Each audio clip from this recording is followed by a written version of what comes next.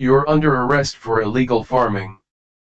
Brenda shrieked, standing smack dab in the middle of my pasture, arms stretched out wide like some kind of crossing guard.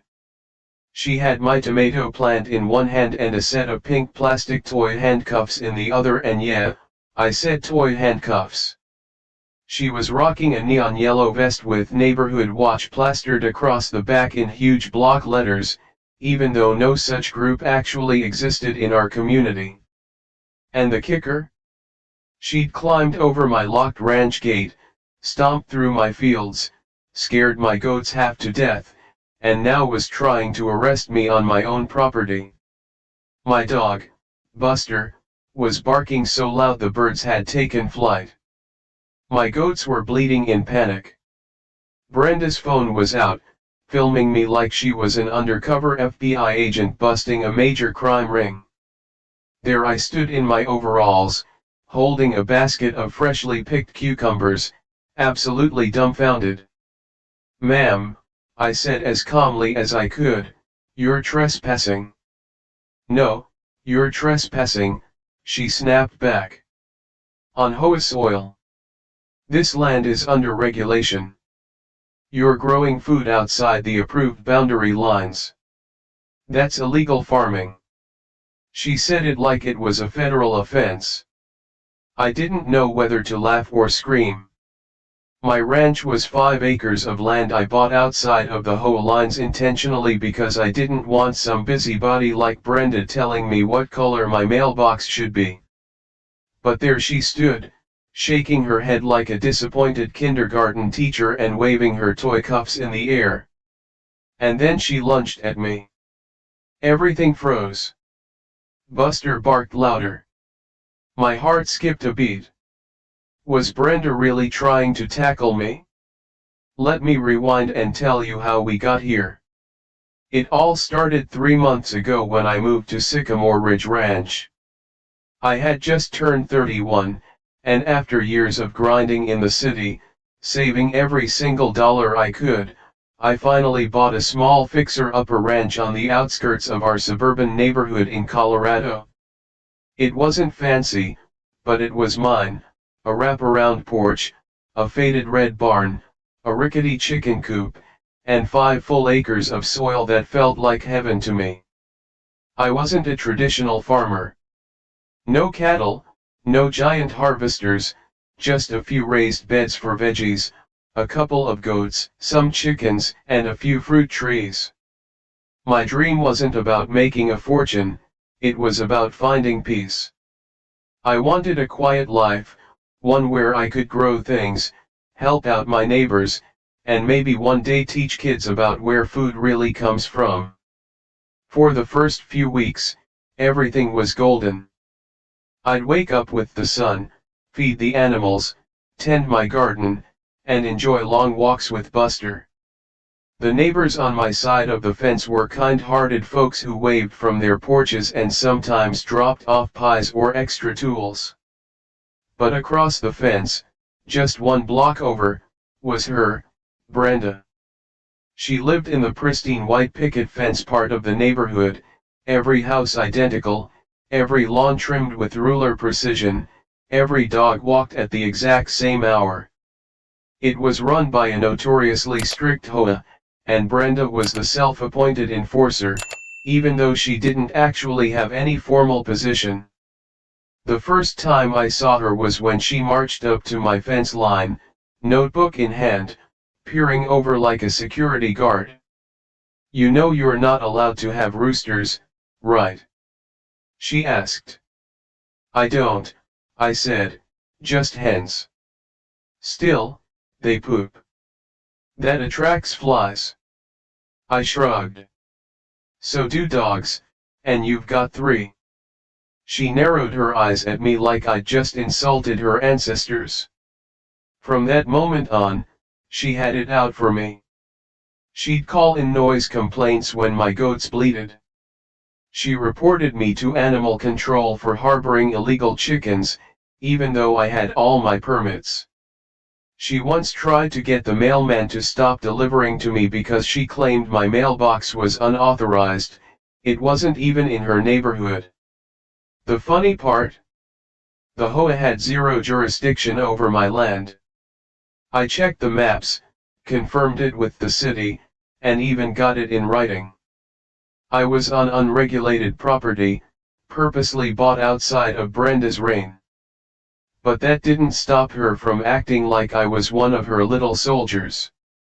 She'd show up with clipboards, take photos from the sidewalk, and scream about zoning violations that didn't apply to me. I tried being kind. I offered her fresh eggs. I smiled. I explained things calmly. Nothing worked. So I ignored her until the day she crossed the line literally. It was a Sunday morning, and I was harvesting cucumbers when I heard a clang. I looked up and saw Brenda halfway over my locked gate. She had climbed it wearing a hoodie, cargo pants, and sneakers. She looked like she was on a mission. Buster barked from the porch, but she didn't stop. She stormed through my field like she was walking into a bank robbery, yelling, "Illegal farming! Illegal farming!" I thought she was joking, I really did. I walked toward her slowly, trying not to escalate things. "Brenda, you can't be here. This is private property. I have authority," she yelled. "I'm on patrol." She pointed to her vest like it gave her superpowers, and then she whipped out a laminated neighborhood watch ID, which she had clearly printed at home. That's when she spotted my tomato plants. "These," she said, holding one up like it was evidence at a crime scene, "are not allowed." I blinked. Not allowed by who? HOA Regulation 13C. No agricultural production within 100 feet of a residential perimeter. That's not a real rule, I said, and even if it was, I'm not part of the HOA. She gasped like I'd cursed. "You can't just opt out of the rules." "Actually," I said, "I can. This land's outside your borders." But she wasn't listening. She was pacing now, muttering things like unacceptable environmental hazard, illegal produce. She took out her phone and started recording, narrating like she was on some cheesy reality show. Then came the toy cuffs. "You're under citizen's arrest," she declared. "For what?" "Illegal farming and endangerment to the neighborhood ecosystem." For you, a free like is easy. But for me, it is the greatest support and encouragement. For this video, can you give me 1 like and 1 subscription? Thank you very much. Before I could even react, she lunged at me. Buster lunged too, the goats scattered, and my basket went flying. That's when I realized this wasn't just some nosy neighbor, this woman genuinely thought she had real power, and she wasn't afraid to use it. But something felt off, because just as she reached me, a voice yelled out from the tree line near the barn, a deep, angry voice, "Brenda! What the heck are you doing?" We both turned. Standing there was a man I'd never seen before, tall and red-faced, with a clipboard in his hand and a badge on his belt. Brenda froze. I looked between them, completely confused. Was he actually with the HOA, or was this something much bigger? And why was he staring at Brenda like she was the one about to get arrested? The man's boots crunched through the gravel as he stormed toward us. His face was stern but not angry in a "you're under arrest" kind of way, more like a "what kind of circus is this" kind of way. He had a clean shave, a dark blue windbreaker with an official-looking patch on the chest, and a clipboard that looked way too real to be another one of Brenda's DIY props. "Brenda," he said again, firmer this time, "you need to step away right now." Brenda's mouth opened, but no sound came out. She still held the tomato plant in one hand and those ridiculous pink cuffs in the other. Her eyes flicked from the man to me like she was trying to decide who the real threat was. Finally, she blurted, "Officer Miller. Thank goodness you're here. This man is growing crops illegally. I was just performing a citizen's arrest until you could." "That's enough," Officer Miller said, stepping between us, towering over both of us. "You're not law enforcement, you're not neighborhood watch, and you sure as heck don't have the right to trespass on private land." Brenda's lips trembled. But the HOA. "You are the HOA, Brenda. You know this land isn't in your jurisdiction." "I was trying to keep the neighborhood safe," she snapped back. "You climbed a locked gate," he countered. "That's trespassing." I stood there, still clutching my basket of spilled cucumbers, unsure if I should thank the guy or duck in case things got worse. Buster was growling low under his breath, his eyes locked on Brenda like he was waiting for permission to finish the job. Brenda looked stunned, like someone had just told her the world was round for the first time. "I was only doing what needed to be done," she muttered. "Nobody else takes this seriously. Everyone thinks they can just plant things and call it a day." Officer Miller turned to me. "Sir, I'm terribly sorry. I got a call about some suspicious activity, and when I saw her scaling your fence, I came over." "That call was from me," Brenda snapped. "I was reporting him." Officer Miller ignored her. "Do you want to press charges?" I looked at Brenda. Her shoulders were slumped now, all the fake authority drained from her face. She suddenly looked small, almost scared. I sighed. "Not today. But I do want her off my land." Officer Miller nodded. "Brenda, go home. We'll be having a very serious conversation about your role in the HOA." She didn't move for a second, then huffed, tossed the tomato plant on the ground like a toddler throwing a tantrum, and marched back toward the gate she'd climbed, though not before yelling over her shoulder, "This isn't over. You can't grow your little illegal farm and pretend you're above the law." Buster barked once, like punctuation after she left. Officer Miller gave me a sympathetic smile. "You handled that well.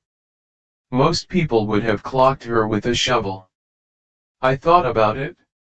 "I considered it," I admitted, "but the tomatoes were in the way." He laughed. "She's been getting more aggressive lately, thinks she's the sheriff of HOA County. We're keeping a closer eye on things now." I thanked him and watched him head off toward his car parked outside the property. When the dust finally settled, I sat on the porch steps, my knees weak. Buster came up and laid his head in my lap. "Guess peace and quiet isn't going to come easy, huh, boy?" He gave a low whine, like he agreed. But even as I tried to relax, I couldn't shake the feeling that this wasn't over. Brenda wasn't the type to walk away defeated, not without one last move. The next few days were quiet, too quiet. The chickens laid eggs, the goats behaved, and the tomatoes miraculously survived Brenda's grabby hands. I started rebuilding the busted section of the fence and added a new lock to the gate. "No trespassing, private ranch" sign, as big and bold as I could get it without looking like I'd joined some survivalist militia. Still, every time a leaf rustled or a car door slammed in the distance, I found myself looking over my shoulder. Then came the mail. A fat white envelope with no return address sat in my box one morning, and something about it gave me the creeps. I opened it slowly, expecting glitter or maybe more HOA nonsense. Inside was a typed letter, centered, bolded, and serious looking. The top read: "Notice of investigation, unauthorized agricultural activity. It went on for 2 pages, filled with fancy words and citations of random county regulations.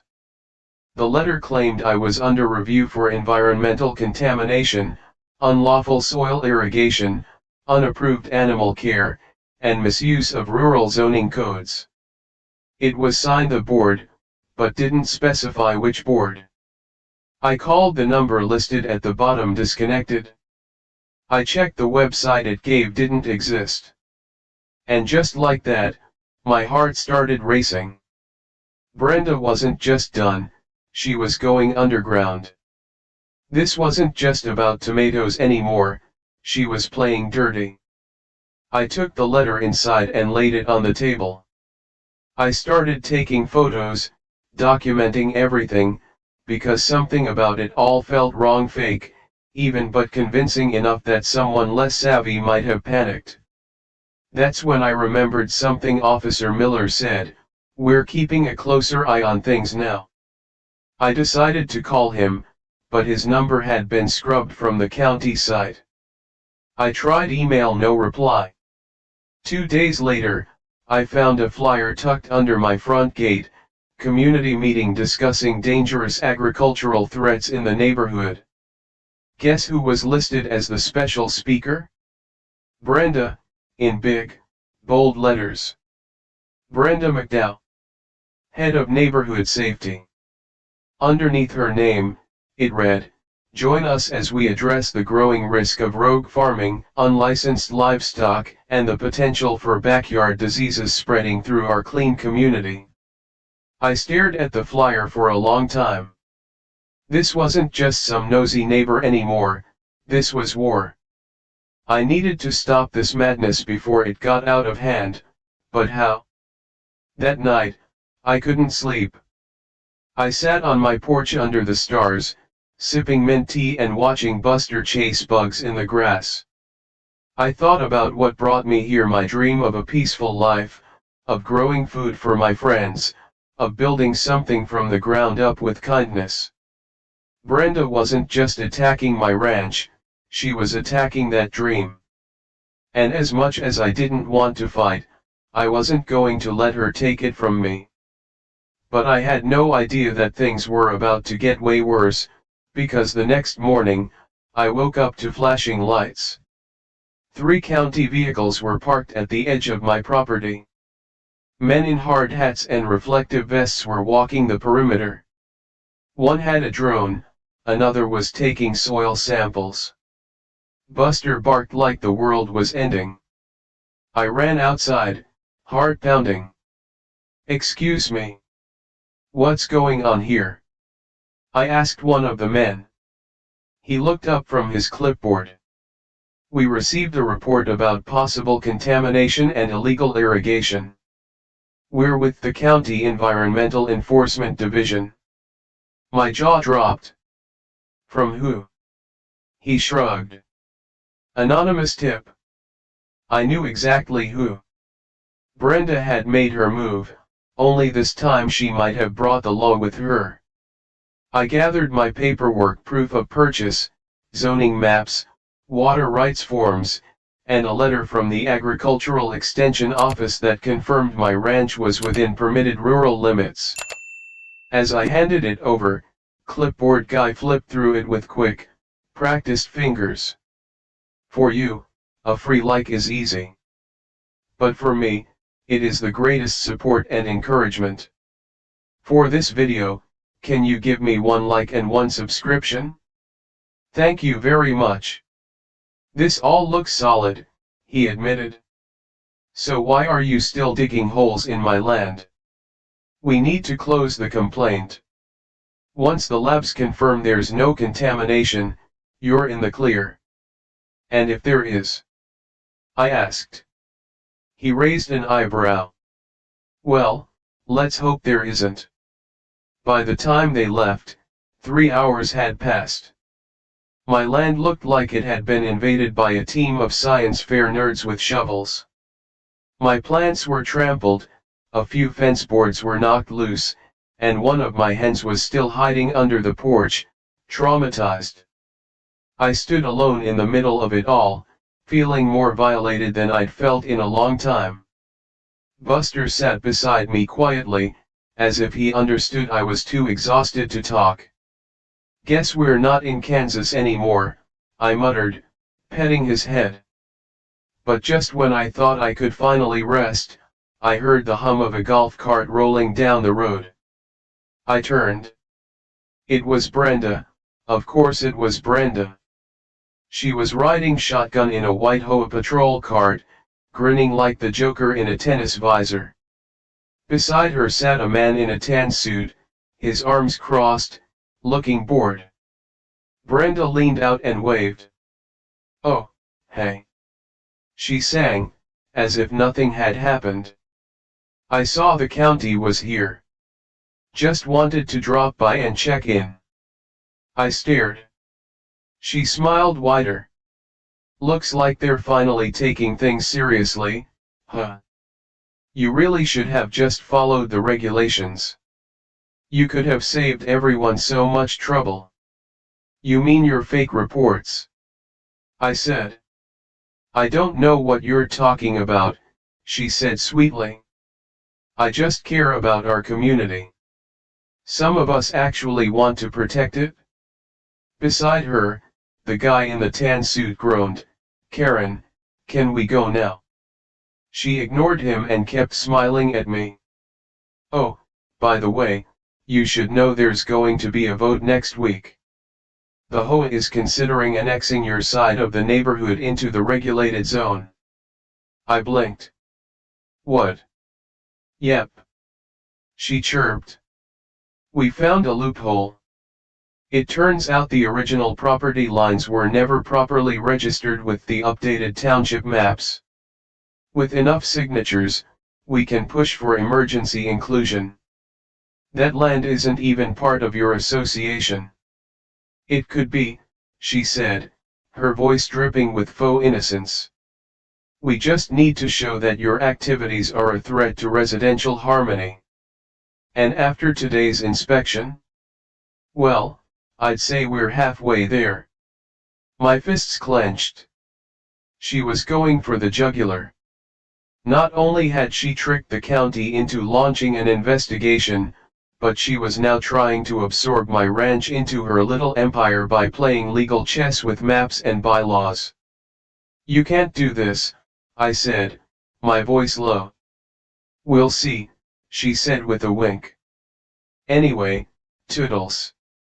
The cart rolled off down the gravel path, kicking up dust as it disappeared over the hill. I stood there in the silence that followed, too stunned to move. Annexation. Was that even legal? I called Officer Miller again, still no answer. Something was off. And that night, I got my answer. Around midnight, Buster woke me up growling, not barking, growling low and guttural, the way he only did when something was seriously wrong. I grabbed the flashlight and stepped onto the porch.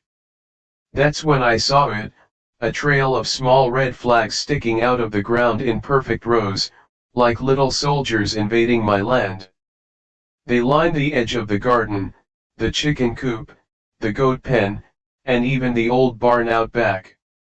Each one was marked with a tiny plastic tag, "Property dispute pending reclassification." I followed the trail with the flashlight, my heartbeat drumming in my ears. At the far end of the pasture, standing under the pale moonlight, was a single shadowy figure holding a clipboard, watching me. Not moving, just watching. I didn't say a word, I just stared. But inside, I knew Karen wasn't working alone anymore, and something much bigger was unfolding, something that could take everything I'd built and burn it to the ground. I stood frozen at the edge of my porch, the flashlight beam trembling slightly in my hand. The figure in the distance didn't move, didn't speak, just stood there like a scarecrow dressed in shadows, holding that clipboard like it was some kind of weapon. Buster let out a low growl beside me, every hair on his back standing straight up. He wasn't barking anymore, he was waiting. I finally shouted, "Hey! You're on private property." The figure didn't respond, just turned slowly, stepped past the final flag, and disappeared into the trees near the back edge of the property, where my land met the buffer zone between the ranches and the HOA-controlled neighborhood. I didn't chase them, I didn't need to. I knew what they were doing. They were marking my land. They were preparing to take it. The next morning, I snapped photos of every red flag, every tag, every corner they tried to stake a claim to. I emailed Officer Miller again, still no answer. I even drove into town and visited the county office, demanding to know if someone had issued an official reclassification of my land. They hadn't. In fact, they looked just as confused as I was. "There's no active petition for zoning expansion on your parcel," said the woman behind the counter, adjusting her glasses. "No reclassification, no annexation vote scheduled. That would have come through here." I stared at her. "So then who the heck is planting property dispute markers on my ranch?" She shrugged. "I don't know, but they're not county issued. We only use orange and blue tags, not red." My stomach sank. Karen had created fake county markers. She wasn't just bending the rules anymore, she was faking the law. I drove back with a headache pounding through my skull. I passed through the neighborhood entrance, Sycamore Ridge Estates, and saw a fresh sign planted at the corner, "Emergency HOA Meeting, Public Safety and Land Integrity." And underneath it, in bright red, "Special Topic, Off-Grid Threats to Community Health." There was no mistaking who that was about. By the time I got back to the ranch, the wind had picked up. Dust kicked around the edges of my porch, and the red flags swayed like tiny devils laughing in the breeze. I ripped every last one of them out of the ground and dumped them in a trash bin behind the barn. Enough was enough. I wasn't going to play defense anymore, it was time to push back. That night, I stayed up researching.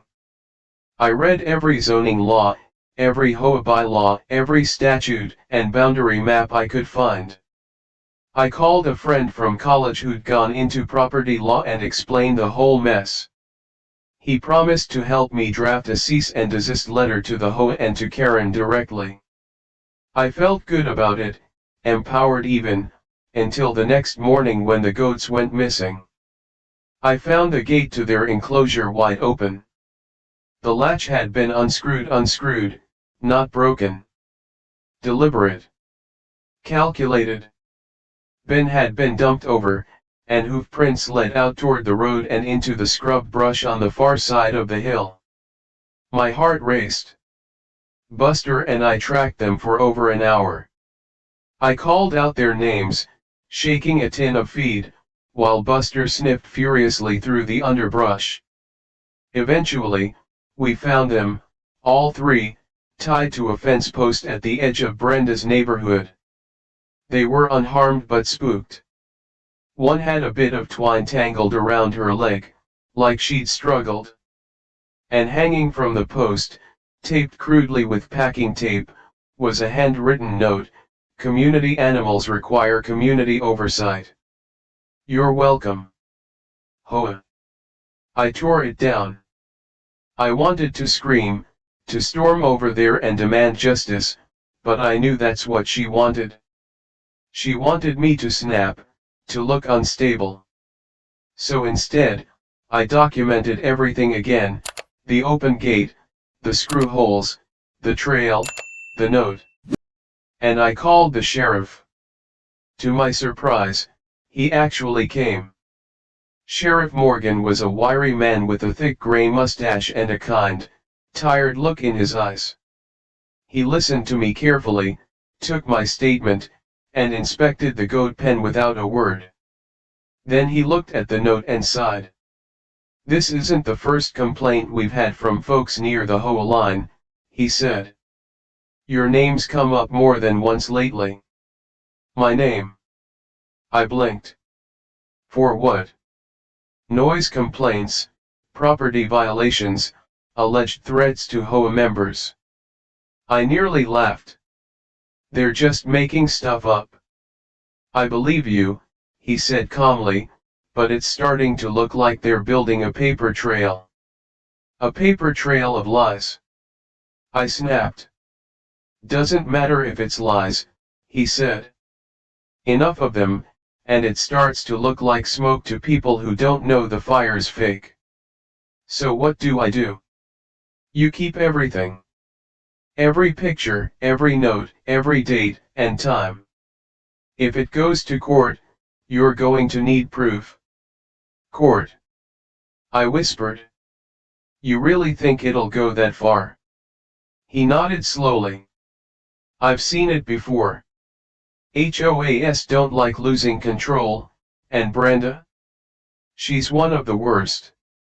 After he left, I spent the rest of the day installing cameras, one on the barn, one facing the garden, one at the goat pen, and another hidden in a birdhouse near the gate.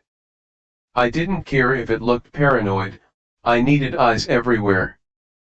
Because if she'd opened the pen once, she'd do it again. But that night, she did something worse, much worse. It was around midnight when I heard the faint buzz of an engine. I got up quietly, Buster already alert and stiff beside the bed. I peeked through the curtain. A drone, glowing red and green lights, blinked silently as it hovered just over my garden, sweeping left to right in slow, deliberate lines. I ran outside, flashlight in hand, waving it wildly to blind the thing. It zipped upward fast and shot back toward the tree line. I didn't sleep after that. For you, a free like is easy. But for me, it is the greatest support and encouragement. For this video, can you give me one like and one subscription? Thank you very much. The next morning, I checked the garden. More flags. Unauthorized pesticide use, sample collected. I hadn't sprayed anything. I used compost and rainwater. But the drone was filming, and the flags were back. And worst of all, the special HOA meeting was that night. Brenda had gathered enough signatures to force a vote. If she won, they could try to forcefully annex my land under emergency regulation. It wasn't exactly legal, but it was close enough to cause me a lot of pain, time, and money. So I made a decision. I was going to that meeting not to argue, not to beg, but to expose. I printed every photo, every document, every fake flag and note, and time-stamped video. I wore my cleanest shirt, packed up a binder, loaded Buster into the truck, and headed into enemy territory.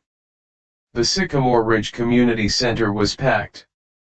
Brenda stood at the front with a microphone and a slideshow titled Preserving Purity, a Defense Against Rogue Farming. I took a seat in the back. People turned and stared.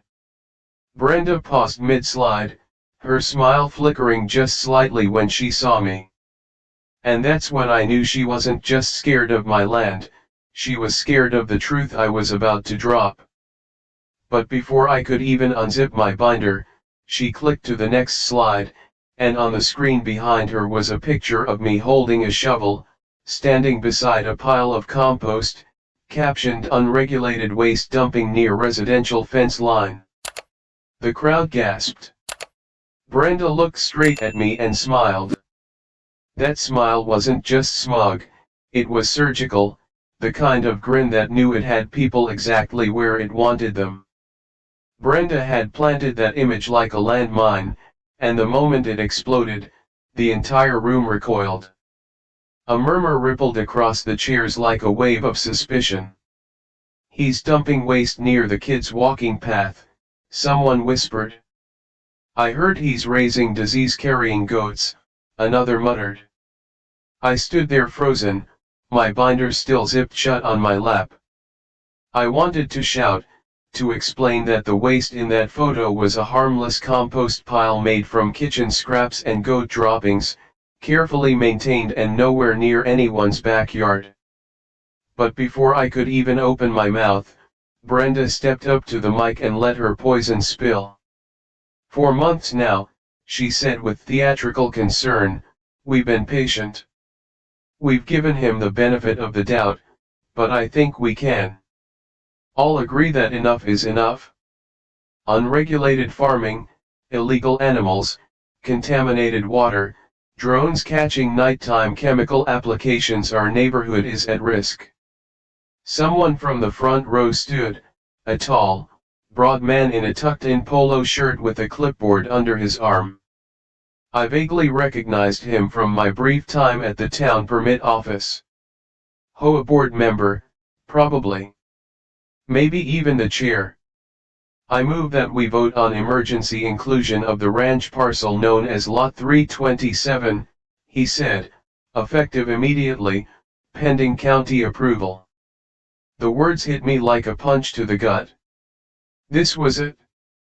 They were trying to annex my land, not because I broke any law, but because Brenda wanted control, and she was using fear to get it. I stood up slowly, my heart pounding. I walked to the front, every eye following me. Even Brenda looked uncertain now, like she hadn't expected me to step into her arena. I reached the microphone and tapped it gently. The feedback squeaked. Buster sat beside me, calm and quiet. I looked around at the crowd. Some faces were hostile, some just confused, a few looked guilty. "My name is Matt Carter," I began. "I moved to Sycamore Ridge Ranch 3 months ago, not to start trouble, not to be some kind of rebel. I came here for peace, for space to grow food with my own 2 hands, to live simply." Brenda snorted behind me. I ignored her. "I'm not part of the HOA because I chose land outside its reach on purpose, because I didn't want to be told how many inches high my grass should be or what color to paint my mailbox. That was my right as a citizen, as a homeowner." A few nods in the crowd now. "But since the day I moved in, I've been harassed. False reports, anonymous tips, toy handcuffs, red flags stuck in my soil, county agents sent to my door based on lies. My goats, my animals, were stolen and tied to a fence like trash. I've documented everything." I opened the binder slowly and held up photo after photo of the red flags, the false note, the county forms clearing me of any wrongdoing.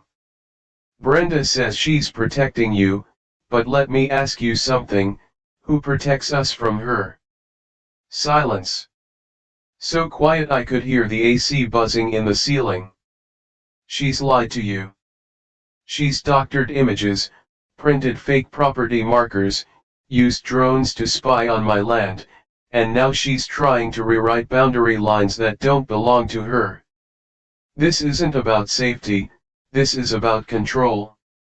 I took a breath, then held up one more picture, a screenshot from my security cam, Brenda clearly visible unscrewing the latch to the goat pen.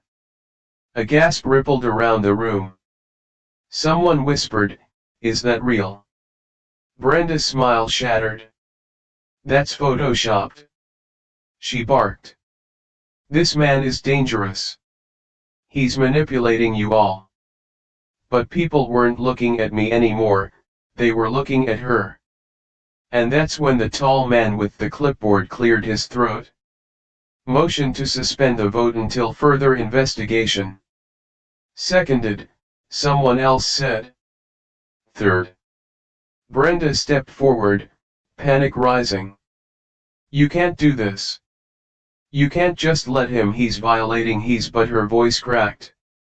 She looked at me, and for the first time, I saw fear in her eyes. Not fear of me, but fear of losing, of losing the control she thought she had over this neat, tidy world she'd built like a dollhouse. The meeting was adjourned. I walked out, Buster beside me, head held high. It should have felt like a win, but it didn't. Not yet. Because 2 days later, I found the fence to the barn slashed, not cut with garden shears, slashed like someone had taken a knife and ripped it open. Buster found it first, sniffing the area like mad.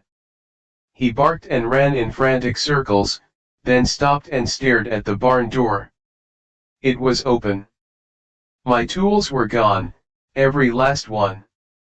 And on the inside wall, scratched into the wood with what looked like a screw or rusty nail, was one word: illegal. That night, I sat on the porch with a baseball bat across my lap. Brenda had lost the vote, but she hadn't lost the war. She'd just gone underground again, and this time she wasn't just playing games, she was trying to scare me off my own land. But I wasn't going anywhere, not without a fight. Because now, this wasn't just about tomatoes, goats, or red flags. This was about every dreamer who ever got bullied by someone with a fake badge and a clipboard. This was my land, and if she wanted to take it, she'd have to come and get it herself. The wind howled across the ranch that night, like it knew a storm was brewing, not in the clouds, but in the hearts of the people standing on either side of a long, invisible line. I stayed up until the sky turned silver. Buster didn't leave my side. He'd stop every few minutes to stare into the woods behind the barn, his ears high, his body still, like he could smell something I couldn't, something that didn't belong. I'd called the sheriff after I found the word illegal scratched into the barn wall, but he was already one step ahead. I figured she might escalate after the vote didn't go her way, Sheriff Morgan told me over the phone. Problem is, we don't have hard evidence to tie her to this. She's crossed the line, Sheriff, again and again. She's not going to stop. Now, he said quietly, which is why I've sent someone out to stay close, just in case. What do you mean? Like a patrol. You'll know when you see him. I didn't know what that meant exactly, but part of me hoped it was code for, we finally got your back.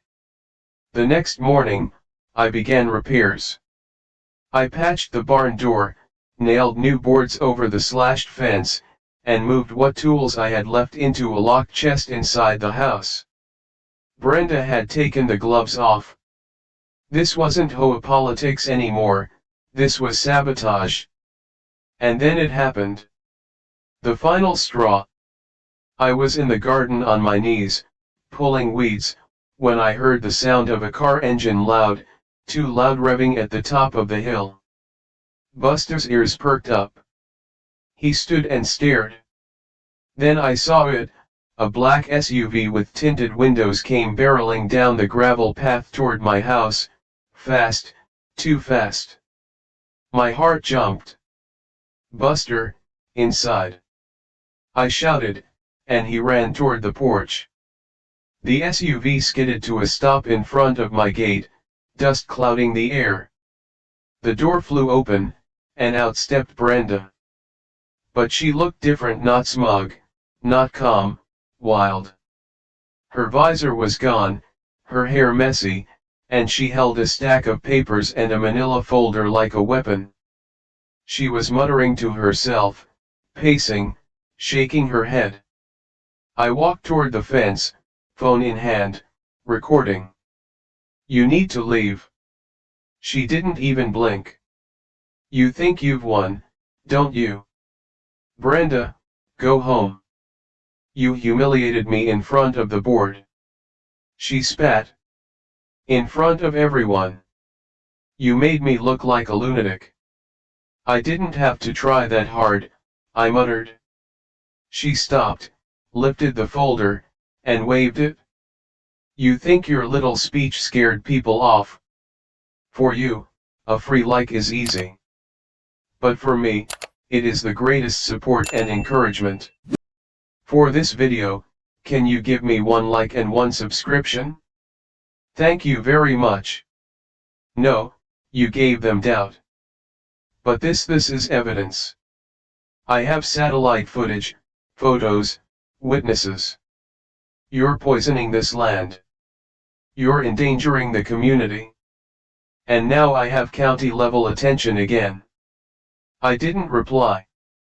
She leaned closer to the fence, her voice low and trembling with rage. I gave them everything they needed. They're going to declare this place unfit for agriculture, contaminated. You'll be forced to vacate. My blood turned to ice. You lied again. It's not lying if people believe it. And then, without warning, she climbed the fence again. I stepped back. Don't, Brenda. Don't be stupid. But she was already over and in the dirt. She stormed across the garden, rose like she owned the land, heading straight for the chicken coop. I'm collecting samples. She shouted. They'll want proof. I ran after her, phone still recording, but she moved fast, ripping up soil, grabbing chicken feet in her hands like it was toxic evidence, stuffing it into a Ziploc bag. Brenda, you're trespassing. You're stealing my property. She whirled around, and that's when she pulled something out of her jacket pocket, not a clipboard, not toy cuffs, but a can of orange spray paint. Before I could stop her, she ran to the side of the barn and sprayed a massive X across it. You are done. She screamed. Buster barked furiously from the porch, pacing. And then, thank God, a voice boomed across the field. Stop right there. I turned, so did Brenda. At the top of the path stood a tall man in a green uniform, badge gleaming in the morning sun. Behind him, a county vehicle. Behind that, another. Brenda froze. Step away from the barn, the man ordered, walking forward. Hands where I can see them. What is this? She barked. I have rights. I'm a board member. I know who you are.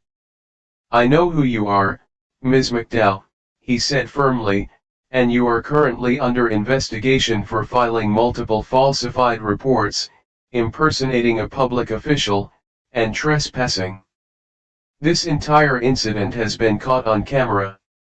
He pointed to the drone hovering above us, not hers this time, the county's. My mouth hung open. You were watching. For 2 weeks, he said. Sheriff Morgan requested surveillance after your last incident. We've documented every fake flag, every night visit, every unauthorized inspection.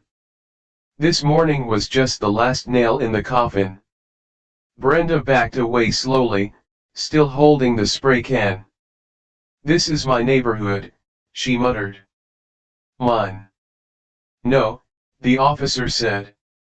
It's not. She lunged, a last-ditch effort to grab something, anything, from the coop, but the officers were faster. They tackled her in seconds, the can dropping to the dirt with a metallic clink. She screamed and kicked, but it was over. Brenda McDowell, self-appointed queen of the HOA, was arrested on my land, in my garden, clutching a bag of chicken feed like it was contraband. As they dragged her toward the vehicle, she shouted over her shoulder, "This isn't over. You can't grow illegal produce and get away with it." The officer turned to me. "Mr. Carter, are you pressing charges?" I looked at Brenda, at the garden, at the hole she tried to dig, literally and figuratively. I am. The following week was like breathing after drowning. The county issued an official statement clearing my land of any wrongdoing. The soil tests came back clean. The drone footage went public. People saw everything. The HOA board called an emergency meeting, but this time it wasn't to vote on annexation, it was to remove Brenda from the board permanently.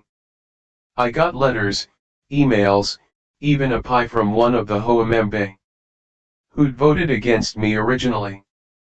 She apologized, said she felt terrible for believing the lies. I didn't hold it against her. That's the thing about people, they're not perfect, but they can change. Brenda's trial is still pending, but I hear she's banned from all board activity indefinitely. The red flags are gone. The goats are safe. Buster sleeps through the night again. And me? I still get up early, still walk through my garden, still grow food for my neighbors, who now stop by more often, waving and offering help. Because kindness always grows roots deeper than hate, especially when you water it with truth.